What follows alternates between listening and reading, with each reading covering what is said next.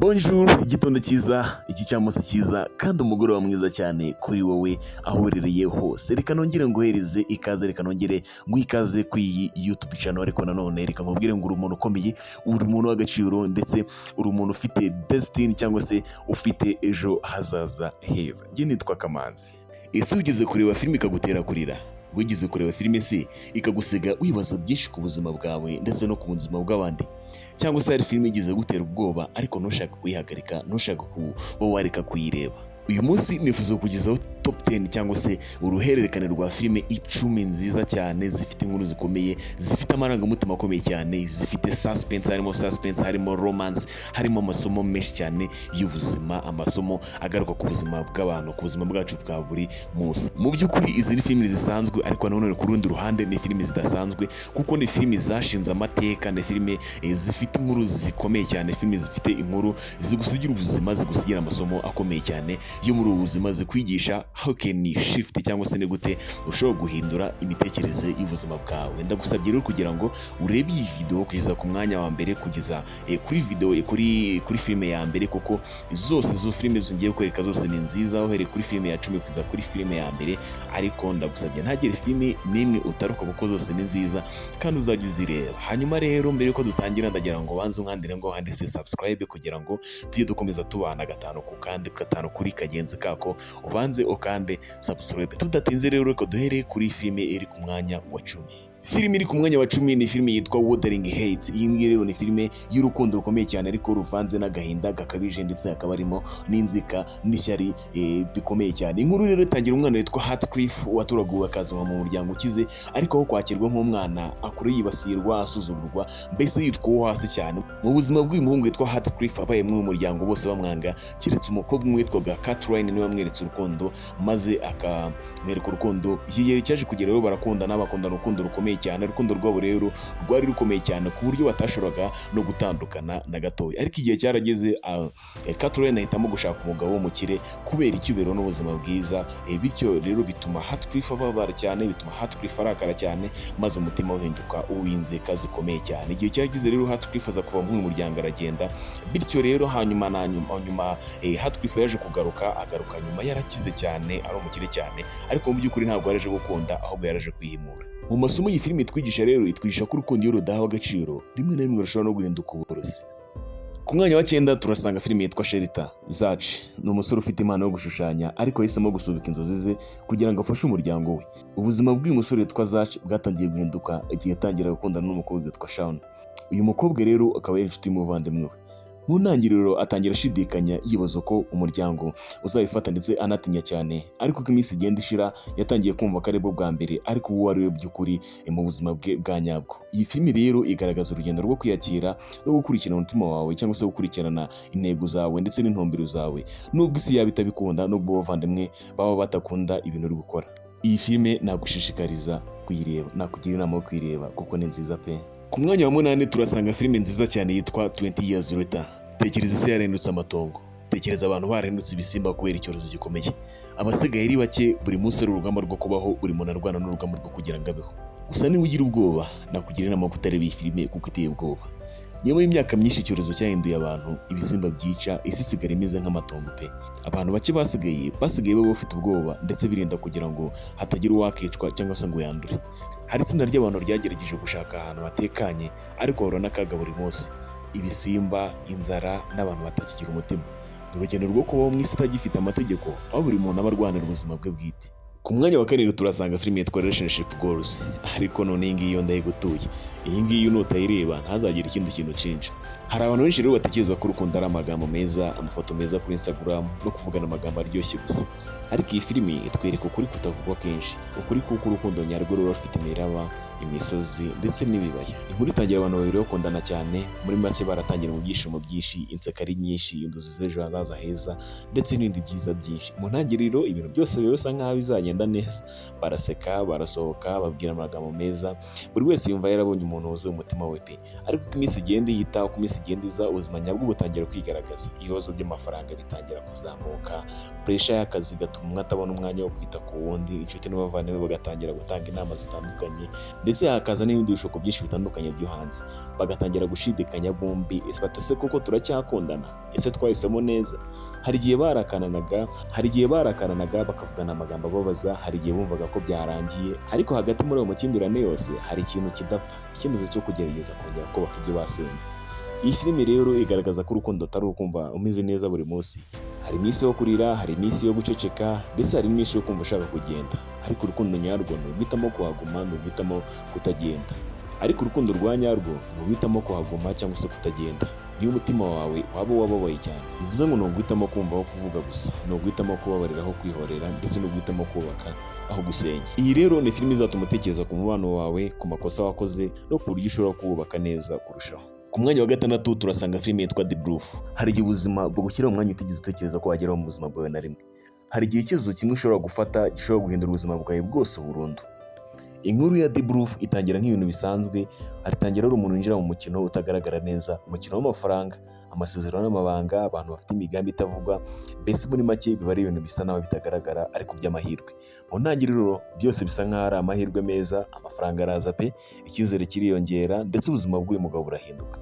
Ariko buhoro buhoro ibintu bitangira kugenda nabi, telefoni zitangira kuvuga nijoro, amaso atagaragara agatangira kumukurikirana, inshuti zigatangira guhinduka abanzi. Umunsi umwe utekereza ko ugenzura cyangwa se uri mastermind w'umukino, ariko ejo ukisanga ari uri gukinwa. Iyi filimi igusiga mu mwanya wo kutamenya uwo wizera, utekereza ko yamenye inkuru maze filimi igahinduka byose mu kanya gatoya. Isomo rero ririmo rikomeye muri iyi filimi yitwa The Proof itwigisha ko rimwe na rimwe inyungu z'igihe gito zishobora gusenya ejo hazaza hawe hose ndetse hakangirika. Kandi ikindi cya kabiri itwigisha ko kubeshya bishobora gutangira nk'umukino ariko bikarangira bihinda ubuzima bwawe burundu.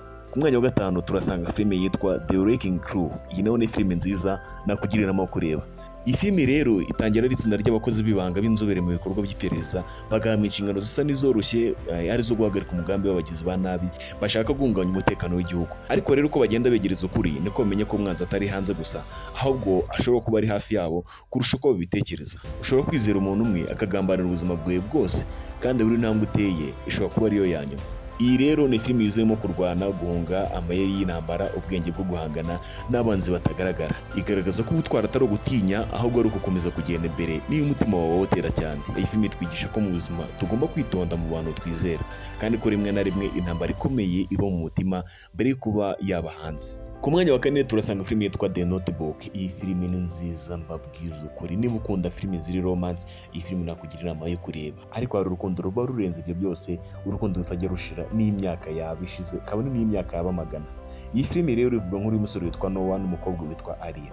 Bakundanye bakiri bato cyane, urukundo rwabo ruba rukomeye cyane mu buryo bumvaga ntacyo byabatandukanye cyangwa se nta kintu cyabasha kubatandukanya. Ariko ubuzima ntibukunda kurikira urukundo inzira yoroshye. Imiryango yabo ntiyemeraga urukundo rwabo kubera itandukaniro ry'imibereho n'ubukire. Aria rero yahisemo kugenda asiga Noah afite umutima ubabaye cyane. Noah rero amara imyaka myinshi yandika amabara y'urukundo, ariko Aria ntigeze yabona kuko mama we yayafungaga yose ntiyemerere ko Aria yongera kuyabona. Nyuma y'imyaka myinshi rero Aria agira impanuka ituma atangira kugira ikibazo cyo kwibuka. Hanyuma inkuru y'urukundo rwabo itangira gusubirwamo buri munsi nk'inkuru isomerwa umuntu urwaye kwibagirwa. Iyi filime rero igaragaza ko urukundo nyarwo rutakigera rupfa niyo abantu baba baratandukanye. Hari urukundo rubaho mu magambo, ariko hari n'urukundo rubaho mu bikorwa. Noah rero yerekanye urukundo rurimo kwihangana mu gutegereza ndetse no gukomeza gukunda n'ibintu byasaga n'ibyarangiye. Hari abantu rero dukunda tugashobora kubabura, ariko ntitubure urukundo rwabo twabagiriyemo tukibakunda. Rimwe na rimwe urukundo nyarwo ni uguhitamo umuntu buri munsi niyo yaba afite, kandi rimwe na rimwe urukundo rwa nyarwo burya ni uguhitamo umuntu buri munsi n'isi yaba irwanya urwo rukundo. Iyi filimi rero twigisha ko urukundo nyarwo rudapfa kubera intera cyangwa se distance, ntabwo rupfa kubera imyaka, ntabwo rupfa kubera ibibazo, ahubwo urukundo rwa nyarwo ruguma mu mutima niyo abantu batandukanye, abantu batagishobora guhura, batagishobora kuba bari hamwe. Ku mwanya wa gatatu turasanga filime yitwa Goal The Dream Begins. Iyi filime ndayigutuye mana yanjye. Iyi filime ndayigutuye niba uri umuntu ukunda filime za inspiration, niba uri umuntu ukunda filime zigutera imbaraga zo kumutiva mu bintu byawe byose bya buri munsi. Iyi filime yitwa Goal Dream Begin ndayigutuye. Rero hari inzozi abantu bibwira ko zidashoboka, ariko hari n'inzozi zihindura ubuzima bw'abantu burundu. Iyi filime ivuga ku musore witwa Santiago Munez uvukiye mu muryango bigoranye cyane, mu buzima bugoranye cyane, aho yakuriye mu muryango ukennye, aho buri munsi yari urugamba rwo kubona ibyo kurya no gukomeza kubaho. Ariko nubwo ubuzima bwe bwari bugoye, hari ikintu kimwe cyonyine cyatumaga akomeza kubaho, inzozi zo kuba umukinnyi ukomeye cyane w'umupira w'amaguru. Se rero ntiyemeraga inzozi ze, aho yabonaga umupira nk'umukino w'abantu batagira ejo hazaza. Ariko Santiago ntiyacika intege, yakomezaga kwitoza mu ibanga, yiruka mu mihanda akina n'abana bo mu gace kabo nubwo abantu bamusebye. Umunsi umwe ubuzima bwe bwarahindutse, aho hari umugabo wabonye impano ye maze amahirwe yo kugerageza mu ikipe ikomeye cyane yo mu Bwongereza. Aho niho urugendo nyarwo rwatangiriye, ariko arigenda afite inzozi zo mu mutima, ariko agezeyo ahura n'imbogamizi zikomeye cyane. Hari igihe yumvaga ashaka kureka byose, mbese hari igihe yumvaga inzozi ze ziri kure cyane pe. Ariko inzozi nyazo ntizicika intege kubera intsinzi. Inzozi nyazo zicika intege iyo umuntu w'inzozi cyangwa se nyirazo aziyemereye gutsindwa. Santiago yakomeje gukora cyane, yakomeje kwihangana, yakomeje kwizera ko umunsi umwe abantu bazamwemera, kandi buhoro buhoro yatangiye kwigarurira icyizere n'abatoza n'abafana. Iyi filime rero irimo amasomo akomeye cyane, aho itwigisha ko inzozi nta mipaka zigira, nubwo abandi rero baguseka ntibivuze ko utatsindwa. Gukora cyane no kwihangana bishobora guhindura ubuzima bwawe bwose burundu. Wibuke, ntabwo ari aho uturuka hagera n'aho uzagera, ahubwo n'imbaraga ufite mu mutima wawe zigena ejo hazaza. Twihuse cyane kugira ngo duhite tujya ku mwanya wa mbere. Ku mwanya wa kabiri turasanga filime yitwa 56 Days cyangwa se iminsi 56. Iyi filime ivuga ku bantu babiri bahuye mu buryo butunguranye mu mujyi munini, mu gihe isi yari iri mu bihe bigoye cyane bya lockdown cyangwa se byaguma mu rugo. Abantu benshi rero bari barafunzwe mu ngo zabo. Abantu babiri batangiye kuganira, bagira igihe kinini cyo kumenyana. Buhoro buhoro bavumbuye ko bafite byinshi bahuriyeho, bavumbura ko bafite byinshi basangiye by'ubuzima bwabo. Urukundo rero rwose rutangira gukura vuba cyane nk'ururabo rumera mu mvura, bahita bafata ndetse n'icyemezo cyo kuzabana. Mbese ibingibi byasaga n'inzozi nziza cyane, ariko uko iminsi igenda ishira, uko iminsi igenda ihita, amabanga atangira kugenda agaragara, ibyahise byabo bitangira kugaruka nk'ibicu byijimye mu kirere cyari cyatangiye kuba cyiza. Umuntu umwe rero muri bo atangira guhisha ibintu by'ingenzi ku buzima bwe, ibinyoma bitangira kuba byinshi. Ikibazo gikomeye kitese urukundo rwacu rushobora kubaho nta kuri. Iyi filime rero igaragaza ko urukundo rudashingira ku byishimo gusa, rushingira ahubwo ku kuri, ku kwizerana no kuba witeguye kwakira umuntu uko ari kose. Iyi filime itwigisha ko urukundo rudashingiye ku byishimo by'igihe gito, rikwigisha ko kandi kwizerana ari umusingi w'urukundo runyarwo. Kandi ikindi cya gatatu twigisha ko ukuri nubwo kubabaza ariko kurinda ejo hazaza hacu heza. Filime iri ku mwanya wa mbere ni filime nka Final Legendary movie kuri njye rwose, ni filime yitwa The Shawshank Redemption. The Shawshank Redemption. Hari abantu rero bafungwa n'imbaraga z'abantu, ariko hari n'abandi bafungwa n'ibitekerezo byabo ubwabo. Hari igihe ubuzima bukugaragaza nk'umuntu watsinzwe pe, ariko mu mutima wawe ukaba ugifite inzozi z'ejo hazaza. Iyi filime rero ivuga ku mugabo witwa Andy wafunzwe azira icyaha atigeze akora. Ageze muri gereza ahura n'ubuzima bukomeye cyane, aho yahuye n'akarengane, ubugome bw'abagororwa bagenzi be, ndetse agahura n'ibindi bibazo bigiye bitandukanye nko guhora ari wenyine mu mutima. Ariko rero aho kwiba, andi ahitamo ikintu gitandukanye n'abandi. Ahitamo gukomeza kugira icyizere, ahitamo gukomeza kwiga, ahitamo gukomeza gufasha abandi bagororwa. Nubwo yari mu mwijima, umutima we wakomezaga kureba mu mucyo. Andi rero yari afite gahunda yishe, yari afite gahunda iri secret mu myaka myinshi, mu ibanga rikomeye cyane. Hari arimo ategura inzira zo kuzabona umudendezo, arimo gutegura inzira zo kwishyira ukizana. Umunsi umwe rero ibintu byose biratandukana. Icyizere yari yarabitse mu mutima we imyaka myinshi kiza kuba impamo. Iyi filime rero yerekana ko nubwo isi yakwanga, nubwo abantu bakwita umunyantege nke, icyizere cyo gishobora gukora ibitangaza bikomeye cyane. Iyi filime rero itwigisha amasomo akomeye cyane y'ubuzima. Icya mbere, ntukareke inzozi zawe. Icya kabiri, kwihangana bishobora gutuma ukora ibitangaza. Icya gatatu, nta gereza ikomeye kurusha gereza wubaka wowe ubwawe mu mutima wawe. Wibuke, ntibisaba kuba ukomeye cyane kugira ngo utsinde, ahubwo bisaba gusa kutareka kwiringira, kwicara gutyo gusa ngo wiringire ejo hazaza wibwire ko ibintu bizizana. Iyo ni top 10 ya movies ushobora kureba muri weekend cyangwa se igihe icyo ari cyo cyose wazireba. Ni filime nziza, ni filime zirimo amasomo akomeye cyane. Amasomo yose yo muri ubu buzima wazireba zikagufasha. Ngira ngo rero niba video wayikunze ukande subscribe kandi wisharinge no ku bandi bashuti bawe bashobora kuba bareba ino filime iri mu masomo menshi cyane y'ubuzima. Abandi bashuti bawe bajye bibaza aho bakora filime nziza. Izi filime bashobora kureba zikabahindurira ubuzima bukomeye cyane, kandi filime ushobora kureba aho waba uri hose, waba uri kumwe n'abana, waba uri mu rugo, aho waba uri hose, zino filime zaba ari nziza cyane. Njye nitwa Kamanzi, nakagaruka reka nkubwire ngo ciao ciao kandi ibihe byiza, uri umuntu w'agaciro.